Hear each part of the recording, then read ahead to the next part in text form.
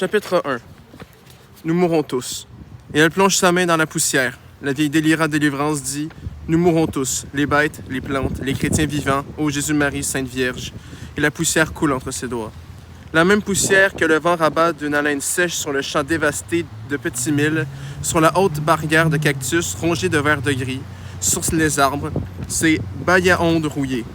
Bayaonde, plante qui pousse en milieu aride. La poussière monte de la grande route et la vieille délira est accroupie devant sa case. Elle ne lève pas les yeux, elle remue la tête doucement. Son mandras a glissé de côté et on voit une mèche grise saupoudrée, dirait-on, de cette même poussière qui coule entre ses doigts comme un chapelet de misère. Alors elle répète: Nous mourrons tous, et elle appelle le bon Dieu. Mais c'est inutile parce qu'il y a si tellement beaucoup de pauvres créatures qui allaitent le bon Dieu de tout leur courage que ça fait un grand bruit ennuyant. Et le bon Dieu l'entend et il crie: Quel est foutre tout ce bruit? Et il se bouche les oreilles, c'est la vérité. Et l'homme est abandonné. Bien-aimé, son mari, fume sa pipe. La chaise est calée contre le tronc d'un calebassier. La fumée, sa barbe cotonneuse s'envole au vent. Oui, dit-il, en vérité. Le nègre est une pauvre créature. Petite précision, il va y avoir beaucoup à voir l'N-word. Fait que si vous êtes sensible à ça, désolé. Mais c'est pas méchant parce que c'est entre eux qu'ils le disent. Mais oui, je vais le dire parce que sinon ça marche pas. Délira semble ne pas l'entendre. Une bande de corbeaux s'abat sur les chandeliers. Leur croissement enroué racle l'entendement. Puis ils se laissent tomber d'une volée dans le champ calciné comme des morceaux de charbon dispersés. Bien-aimé appelle: Délira? Délira, oh! Elle ne répond pas. Femme! Crie-t-il. Elle lève la tête. Bien-aimé brandit sa pipe comme un point d'interrogation. Le Seigneur, c'est le Créateur, pas vrai? Répond. Le Seigneur, c'est le Créateur du ciel et de la terre, pas vrai? Elle fait: Oui, mais de mauvaise grâce. Eh bien, la terre est dans la douleur. La terre est dans la misère. Alors le Seigneur, c'est le Créateur de la douleur. C'est le Créateur de la misère. Il tire de courtes bouffées triomphantes et lance un long jet sifflant de salive. Délira lui jette un regard plein de colère. Ne me tourmente pas, maudit. Est-ce que j'ai pas assez de tracas comme ça? La misère, je la connais moi-même. Tout mon corps me fait mal. Tout mon corps accouche la misère moi-même. J'ai pas besoin qu'on me baille la malédiction du ciel et de l'enfer. Puis, avec une grande tristesse et ses yeux sont pleins de larmes, elle dit doucement: Ô bien-aimé, nègre à Moé. Moé, en créole, mon homme. Bien-aimé tousse rudement. Il voudrait peut-être dire quelque chose. Le malheur bouleverse comme la ville. Ça remonte à la bouche et alors les paroles sont amères. Délira se lève avec peine. C'est comme si elle faisait un effort pour ajuster son corps. Toutes les tribulations de l'existence ont froissé son visage noir, comme un livre ouvert à la page de la misère. Mais ses yeux ont une lumière de source et c'est pourquoi bien-aimé détourne son regard. Elle a fait quelques pas et elle est entrée dans la maison. Au-delà des bayaondes, une vapeur s'élève ou se perd dans un dessin brouillé. La ligne à moitié effacée des mornes lointains. Le ciel n'a pas une fissure. Ce n'est qu'une plaque de tôle brûlante. Derrière la maison, la colline arrondie est semblable à une tête de négresse aux cheveux en grains de poivre. De maigres broussailles en touffes espacées à ras du sol. Plus loin, comme une sombre épaule contre le ciel, un autre morne se dresse parcouru de ravinements étincelants. Les érosions sont mises à nu, de longues coulées de roches. Elles ont saigné la terre jusqu'à l'os. Pour sûr qu'ils avaient eu tort de déboiser. Du vivant encore de défunt Joseph, le père de bien-aimé, les arbres poussaient dru là-haut. Ils avaient incendié le bois pour faire des jardins de vivres, planter des pois Congo sur le plateau, le maïs à flanc de coteau. Travailler durement en nègres conséquents, en travailleurs de la terre qui savent qu'ils ne pourront porter un morceau à la bouche s'ils ne l'ont extrait du sol par un labeur viril. Et la terre avait répondu: C'est comme une femme qui d'abord se débat, mais la force de l'homme, c'est la justice. Alors elle dit: Prends ton plaisir. À l'époque, on vivait tous en bonne harmonie, unis comme les doigts de la main, et le kumbit réunissait le voisinage pour la récolte ou le défrichage. Kumbit, travail agricole collectif. Bien-aimé se lève. Il marche à pas indécis vers le champ. Une herbe sèche comme de l'étoupe a envahi le canal. Il y a longtemps que les autres tiges des roseaux se sont affaissées, mêlées à la terre. Le fond du canal est craquelé comme une vieille faïence, verdi de matière végétale pourrie. Avant, l'eau y coulait libre, au soleil. Son bruissement et sa lumière faisaient un doux rire de corbeau. Le petit mille poussait serré, dissimulait la case à la vue de la grande route. Ah, c'est Kumbit, songe bien-aimé. Dès le petit jour, il était là, en chef d'escouade sérieux avec ses hommes, tous habitants de grand courage. Dufontaine, bien séjour, cousin Aristène, Périlis, Dieudonné, beau-frère Mérilien, Fortuné Jean, compère Boiron, le Simidor Antoine, un nègre habile à chanter capable de remuer avec sa langue plus de malice que 10 compères ensemble, mais c'était sans méchanceté, rien que pour l'amusement, parole d'honneur. On entendait dans l'herbe de Guinée, les pieds nus dans la rosée, le ciel pâli, la fraîcheur, le carillon de pintade sauvage au loin. Peu à peu, les arbres noircis, leur feuillage encore chargé de lambeaux d'ombre prenaient leur couleur. Une huile de lumière les baignait, un mandras de nuages soufrés craignait le sommet des mornes élevées. Le pays émergeait du sommeil. Dans la cour de Rosanna, le tamarnier lançait soudain, comme une poignée de gravier, un tourbillonnement criard de corneilles.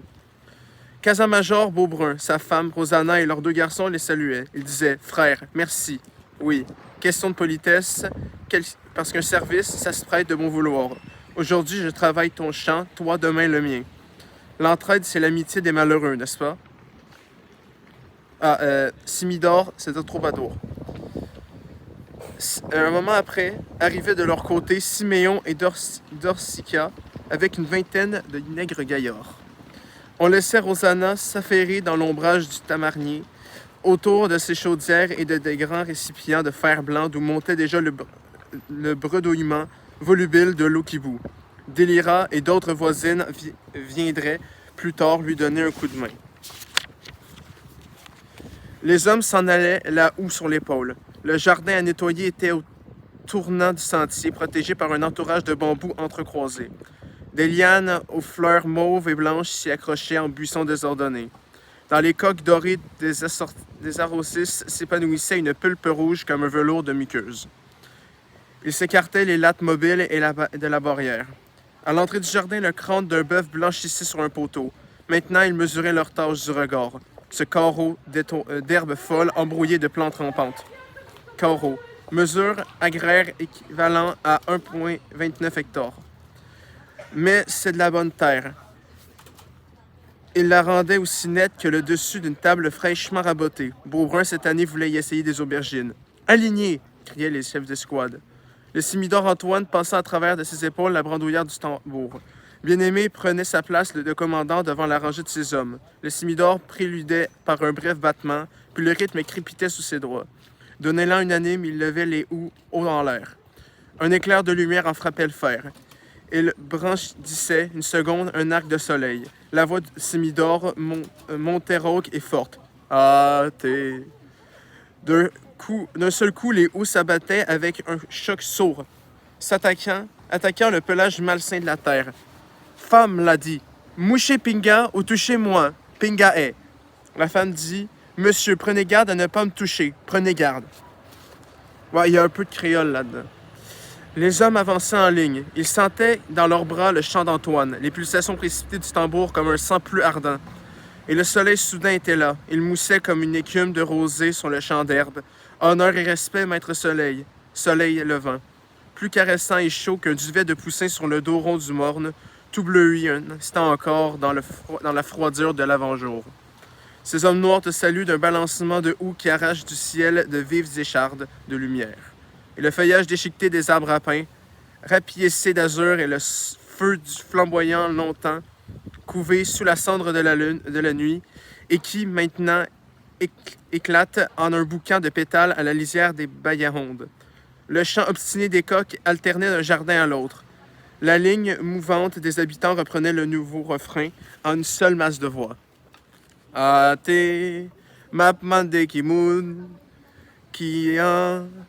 des camps de dans Kaila, comme père répond, c'est moi avec cousine Mouin, assez.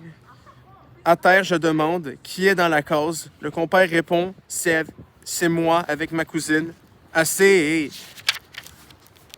brandissant les houes longuement emmâchées, couronnées d'éclairs et les laissant retomber avec une violence précise.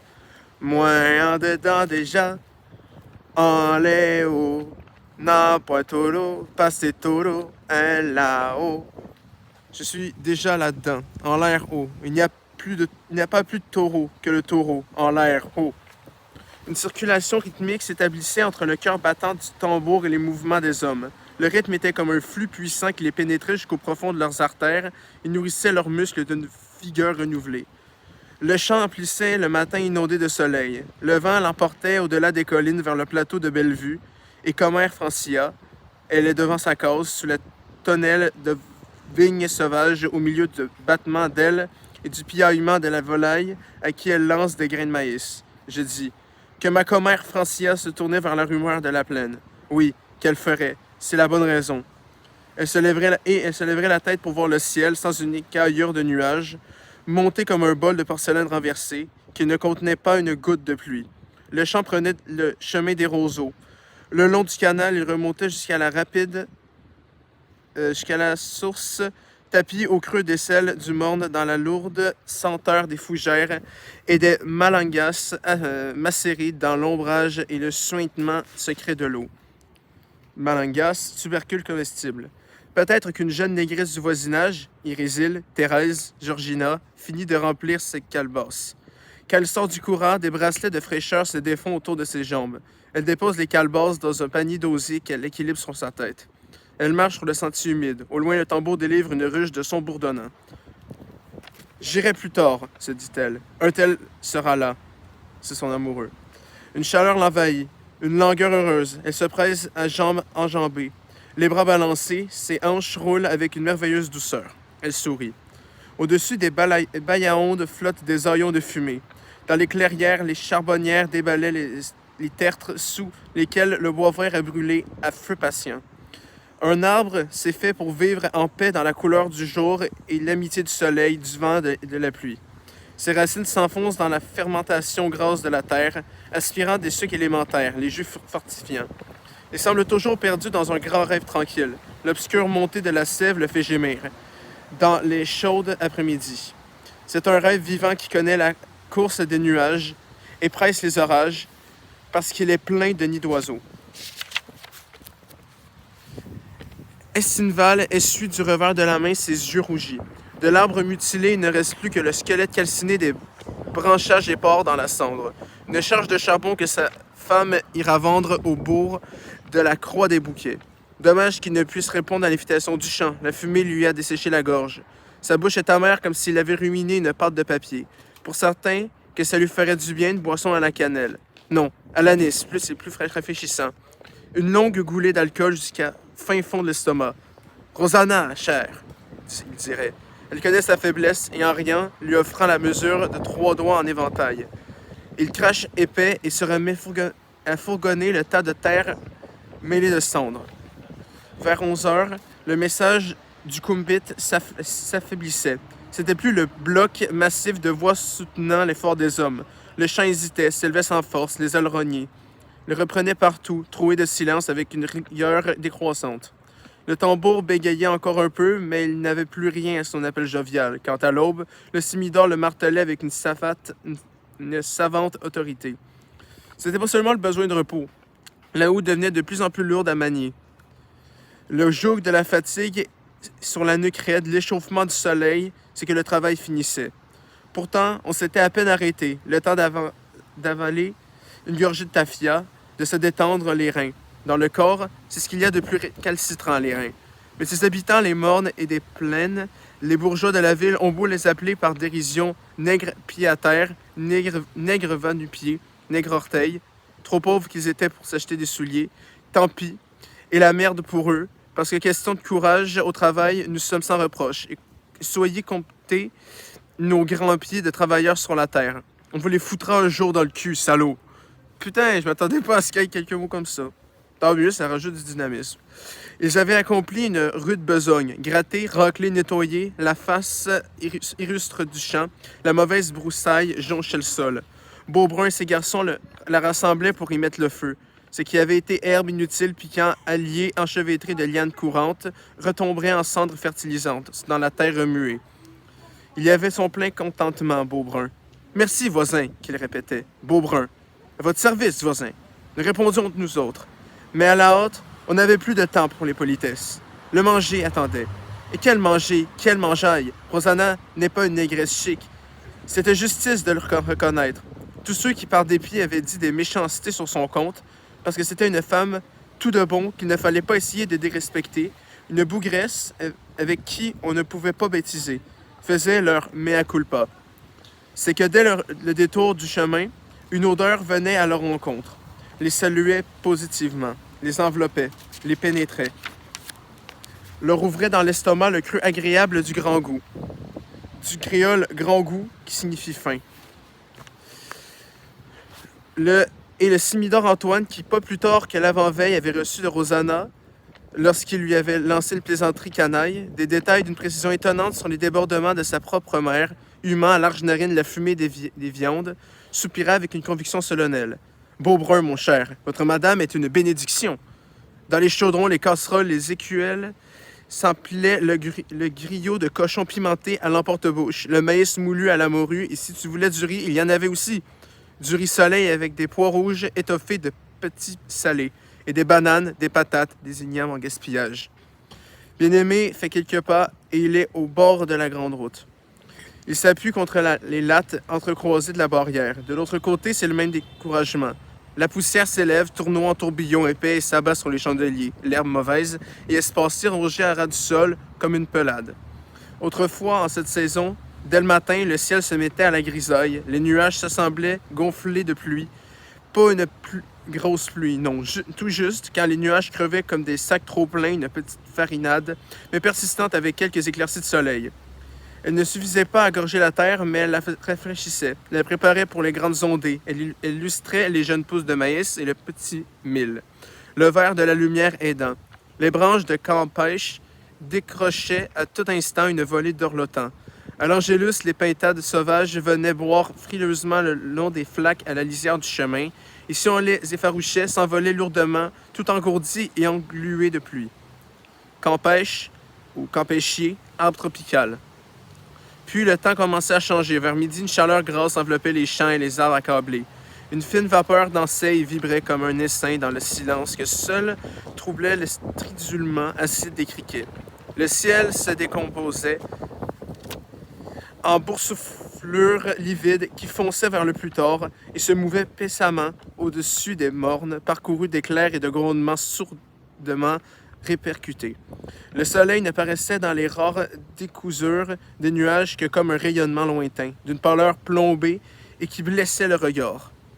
Au fond de l'horizon menait tout à coup une rumeur confuse et grossissante, un souffle énorme et rageur. Les habitants attardés au champ persistaient le pas, la houe sous l'épaule. Les arbres ployaient soudain, un rideau de pluie accourait, violemment agité, dans l'aboiement ininterrompu de l'orage. La pluie était déjà là. D'abord quelques gouttes chaudes et précipitées, puis percées d'éclairs, le ciel noir s'ouvrait pour l'averse, l'avalanche, l'avalace torrentielle. Bien-aimé, sur l'étroite galerie fermée par une balustrade, ajourée et protégée par l'avancée du toit de chaume, contemplait sa terre, sa bonne terre, ses plantes ruisselantes, ses arbres balancés sur le champ de la pluie et du vent. La récolte serait bonne. Il y avait peiné au soleil à longueur de journée. Cette pluie c'était sa récompense. Il la regardait avec amitié tomber en filet serré. Il l'écoutait clapoter sur la dalle de pierre devant la tonnelle. Tant et tant de maïs, tant de pois Congo, le cochon engraissé, cela ferait une belle vareuse. Une chemise et peut-être le poulain baie, deux voisins Jean-Jacques s'il voulait rabattre le prix. Il avait oublié des liras. « Chauffez le café, ma femme, dit-il. » Oui, ils achetaient aussi une robe et le mandras.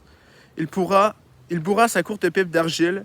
Voilà ce qui c'était de vivre en bon ménage avec la terre. Mais tout ça, c'était le passé. Il n'en restait qu'un goût amer. On était déjà mort dans cette poussière, cette cendre tiède qui recouvrait ce qui autrefois avait été la vie. Oh, pas une vie facile, oh, pour non. Mais on avait bon courage et après s'être gourmé avec la terre après qu'on l'avait ouverte, tournée et retournée, mouillée de sueur, ensemencée comme une femelle, venait la satisfaction, les plantes et les fruits et toutes les épis. Ils avaient pensé à Jean-Jacques. Et le voici qui vient par le sentier, aussi vieux maintenant, aussi inutile que lui, conduisant une maigre bourrique et laissant traîner la corde dans la poussière. « Frère !» salue-t-il. Et l'autre répond de même. Jean-Jacques demande des nouvelles de commère Délira. Bien-aimé dit, « Comment va ma commère Lucia ?» Comme il se donne le merci. La bourrique a une grande plaie sur le dos qui frémit sous les piqûres des mouches. « Adieu, oui, dit Jean-Jacques. Adieu, mon aïe bien-aimé. Fait bien-aimé. » Et il regarda son voisin s'en aller avec son âne vers l'abreuvoir, cette mort stagnante, cet œil boueux couvert de thé verdâtre où tous boivent, hommes et bêtes. Il y a si longtemps qu'il était parti. Il doit être mort maintenant, songe-t-elle. La vieille Délira pense à son garçon, Manuel, qu'il s'appelle, parti il y a des années couper la canne à sucre à Cuba. Il doit être mort maintenant, en pays étranger, répète-t-elle. Il lui avait dit une dernière fois, maman. Elle l'avait embrassé.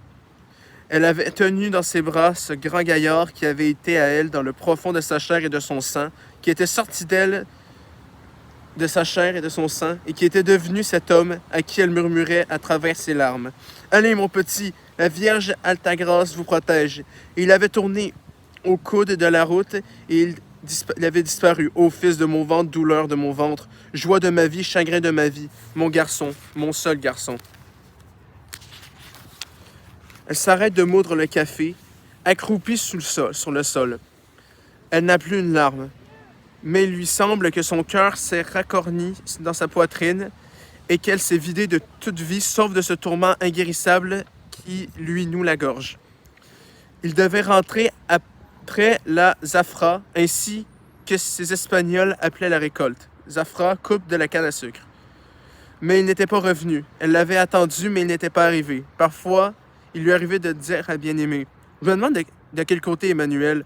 Bien-Aimé ne répondait pas. Il laissait s'éteindre sa pipe. Il s'en allait à travers champs.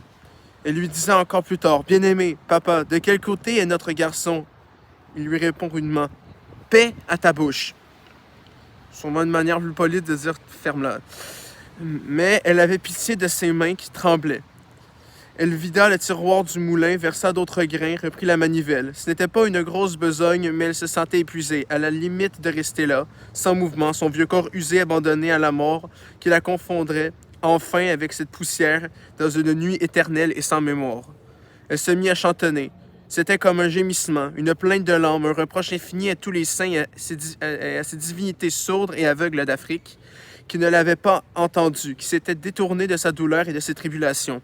Ô Sainte Vierge, au nom des saints de la terre, au nom des saints de la lune, au nom des saints des étoiles, au nom des saints du vent, au nom des saints des tempêtes, protège, je t'en prie, s'il te plaît, mon garçon au pays étranger, ô maître des carrefours, ouvre-lui un chemin sans danger. Amen. Elle n'avait pas entendu revenir Bien-Aimé, et s'assit près d'elle. Dans le dos du morne, on voyait un rougeoiement trouble. Mais le soleil était absent, il chavirait déjà derrière le bois.